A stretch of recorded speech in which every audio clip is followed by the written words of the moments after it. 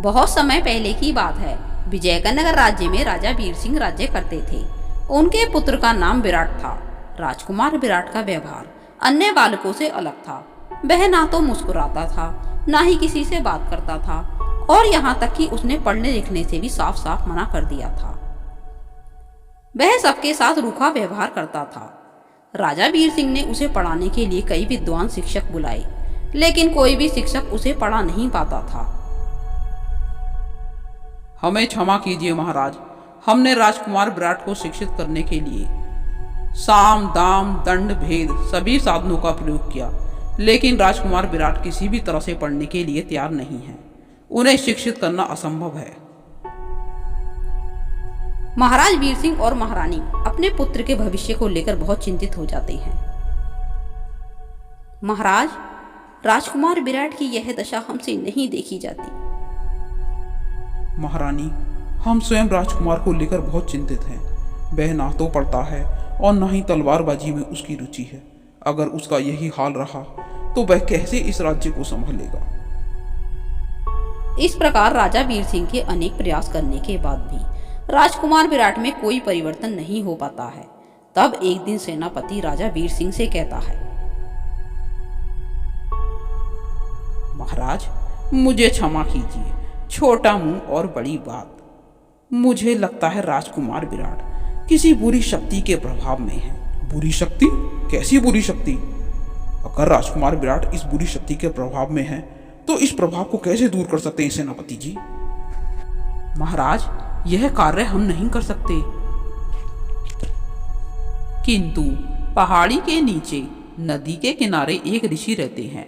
वे लोगों से मिलना जुलना तो पसंद नहीं करते, लेकिन वे आपको मना भी नहीं करेंगे और राजकुमार विराट को बुरी शक्ति के प्रभाव से दूर करने का कोई ना कोई उपाय आपको अवश्य बता देंगे।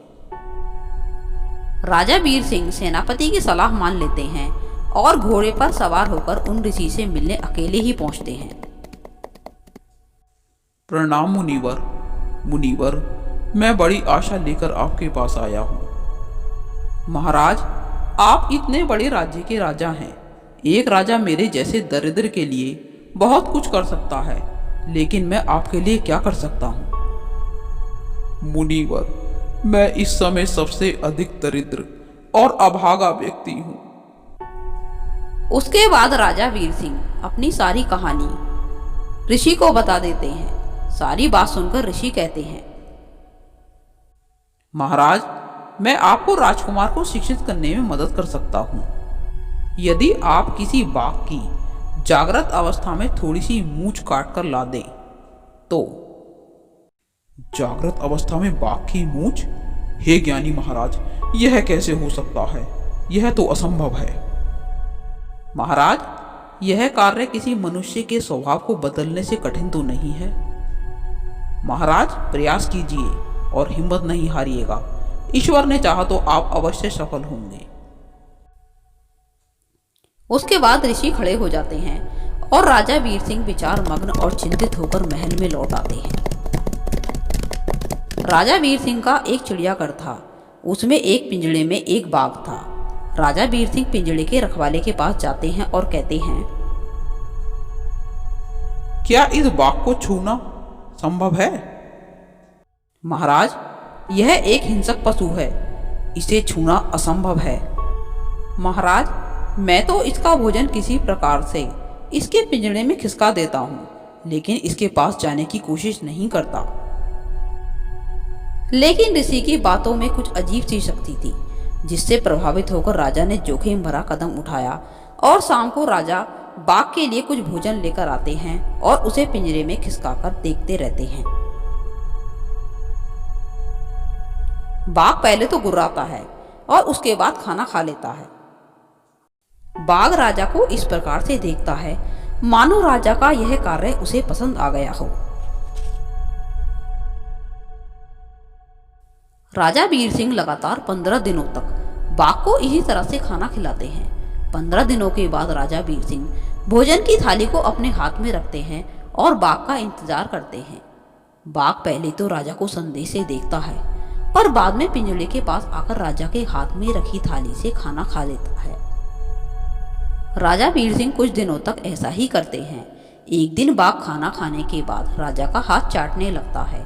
राजा वीर सिंह यह समझ जाते हैं कि बाघ उनसे बहुत खुश है।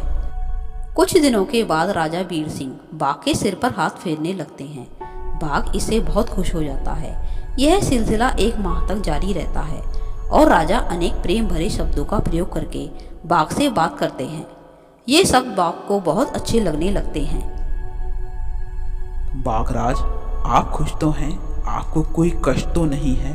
मैं आपके लिए रोजाना बहुत ही स्वादिष्ट खाना लाऊंगा।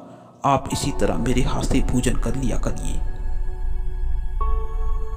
एक दिन राजा वीर सिंह बाघ से बात करते समय धीरे से एक छोटी सी कैंची से बाघ की थोड़ी सी मूंछ काट लेते हैं।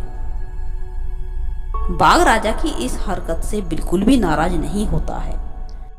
राजा वीर सिंह बाघ की मूंछ पाकर खुशी से नाचने लगते हैं और उस मूंछ को ले जाकर ऋषि को दे देते हैं। ऋषि महाराज, ईश्वर की कृपा से मैं बाघ की मूंछ काटने में सफल हुआ हूँ। महाराज, अब तो आप जान गए होंगे कि कैसे अपने पुत्र को अनुशासित करना चाहिए। किसी भी मनुष्य का बच्चा बाघ से अधिक हिंसक और खतरनाक तो नहीं हो सकता।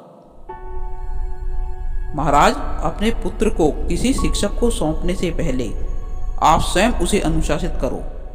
उससे प्रेम से बात करो, उसे समझो, उसे कहानियां सुनाओ।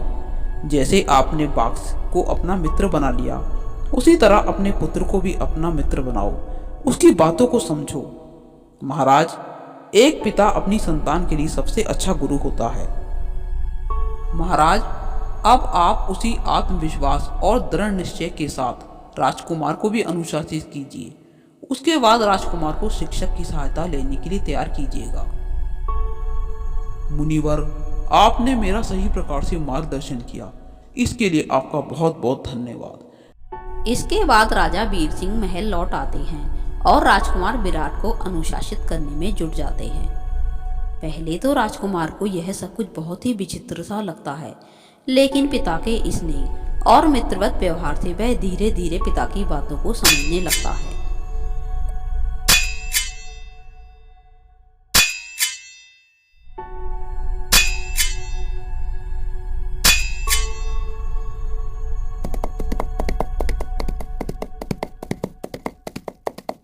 कुछ दिनों की मेहनत के बाद राजा वीर सिंह अपने पुत्र को अनुशासित करने में सफल हो जाते हैं।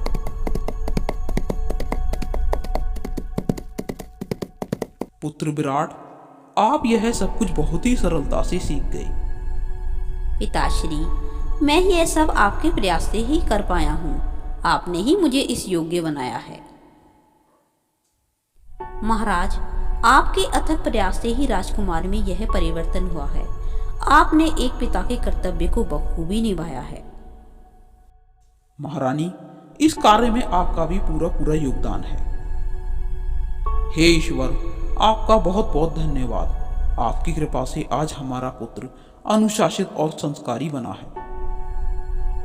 इस प्रकार राजकुमार विराट ने अपने पिता में एक स्नेहिल शुभचिंतक देखा जो उसके मन की भावना को समझता था, और महाराज वीर सिंह ने अपने पुत्र में एक समझदार और ओजस्वी युवक देखा जो स्वयं में परिवर्तन करने के लिए तैयार था।